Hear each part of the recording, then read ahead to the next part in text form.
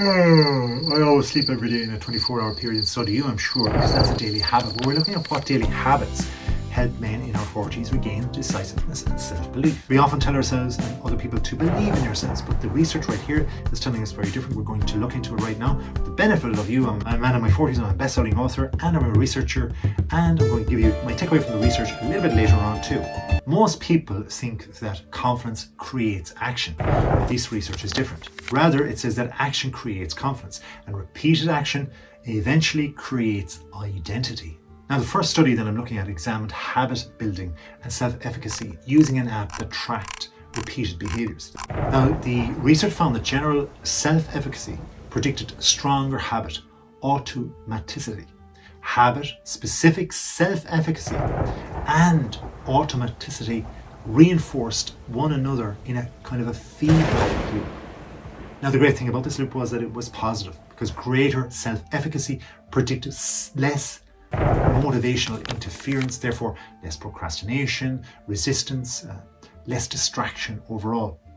But it's not the only study we're looking at here, because the second one is all about finding out where self-efficacy came from.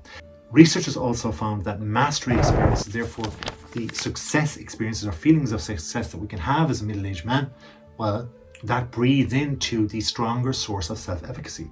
Not positive thinking, not inspiration, and certainly not motivation, but repeated successful experiences feed into this self-efficacy.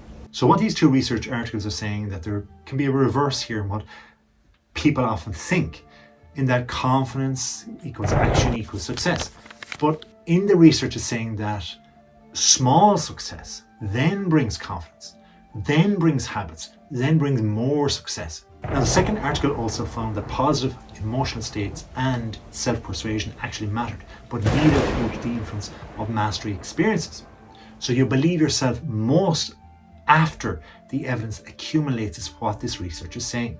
So how can we have this rebuilding of our leadership confidence within our self-mastery, our self-belief, and our decisiveness? Well, number one, we can shrink the goal until success is nearly guaranteed, because self-efficacy grows through mastery experiences. So what does this mean then? Well, be a little bit itty-bitty easier on ourselves, not saying to ourselves, okay, I need to exercise daily. Instead say, I walk 10 minutes. Not saying to yourself, I need to write a book, but I write 100 words. And then we start getting into the habit loop from here on in. It also says that we should build repetition before intensity. It means that our habit strength increases through repeated performance. Frequency matters more than heroic effort. That means that if you're trying to write the book, write 10 words today. Write 5 words if that's all you can. Now you might fall down on the 5 words and start reading them out loud and saying to yourself, this is absolute rubbish. But you've still written 5 words. Tomorrow, 6. That's okay, and make them better. Little incremental steps makes you run a mile. Also, stop depending on motivation. Booyah! Motivation fluctuates. This is a human state, and in our 40s as men we can have hormonal issues too. Let's not get too deeply into that right now. Automaticity though reduces mental effort. So putting aside the actual motivation for now, try to create routines that function even on low energy days. That means a weekend, or if you're having a night out, or if you're going somewhere and you're going to be up late or something like that. Just have the routine penciled in with regard to the day that's off or the day that you're late or something like that.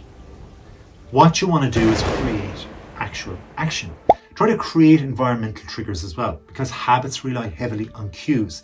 For example, after coffee, you write. That's the thing you do. So socially, you go for coffee, you have a time with a friend, and then they go. And you're outside the coffee house, and then you take out your notebook, and off you go, and you write your few words. Or after work, you exercise. It's just a thing you do. You avoid traffic, and you go into the gym. Or after dinner, you reflect on things. You put those little actions, one thing leads to another. It's like the Sunday night and that dreaded feeling before school, and the Monday morning, the big week ahead of something you hate doing. Put in something that you like doing after it, and that creates a new habit, and the trigger is before it. Try to track your evidence not your feelings. We are emotional beings.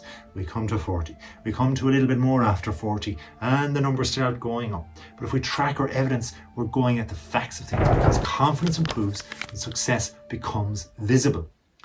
Keep simple records. You have your phone now, there's a wealth of, well, a depth more of space for information. It's up to you to put the right information there to track the evidence.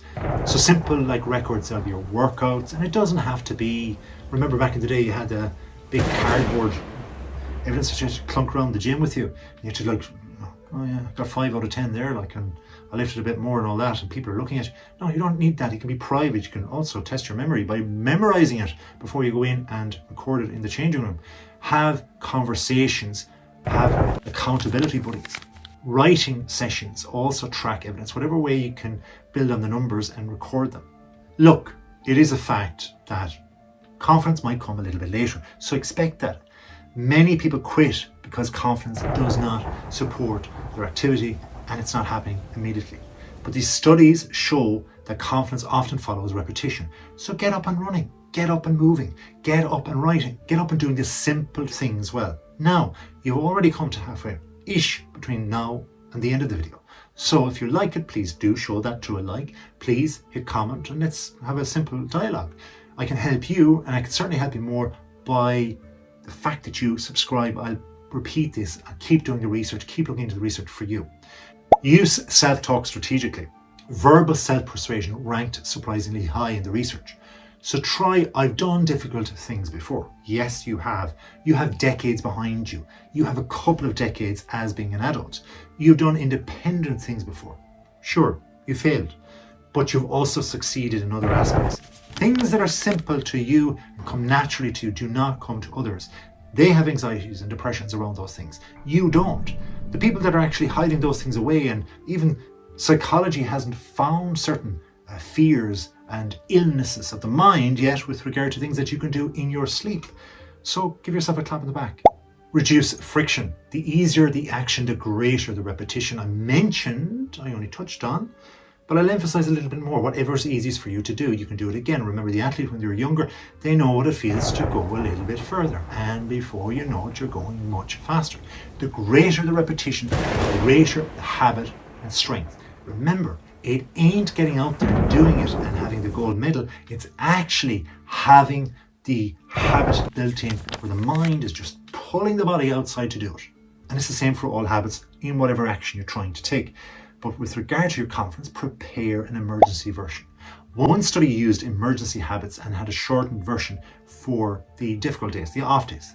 For example, if you're in the gym and you're doing want to do 45 minutes, you might just do 5 minutes and do the worst particular exercises like your push-ups or your sit-ups, just to make sure you want to get that buzz moment at the end of your 6 weeks or your 6 months or whatever it is that you're doing in the gym. And that's just an example. It's the same with writing. If you get to say 100 words after a couple of days and you're having a bad day, then, well, what's the part of the writing you really find difficult? Well, maybe it isn't actually writing 100 words today. It's actually going through and editing it. Look at it like that. And then you're actually making yourself a habit. And on the 7th day, maybe the difficult day, you have the habit of editing. And then you'll improve overall. And you're creating the attention to detail with your workload. Redefine leadership confidence. Leadership confidence may not come from feeling powerful. It may come from repeatedly proving, I do what I say I will do. And you know what? That's the promise to you yourself. And that's where your identity lies. Be honest with yourself. I cannot be honest with you except to produce what I can do.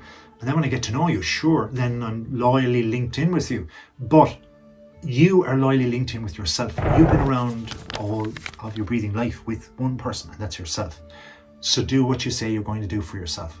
My takeaway is that, look, in your 40s, it's often seen if there's a mid-career confidence struggle that it's to do with motivation. But these studies suggest that it may actually have to do with evidence problems. The human brain, that is your brain, actually believes in repeated proof rather than repeated encouragement. Thanks for watching. Please like this video. If you subscribe, comment to say that you have, and we'll look after you.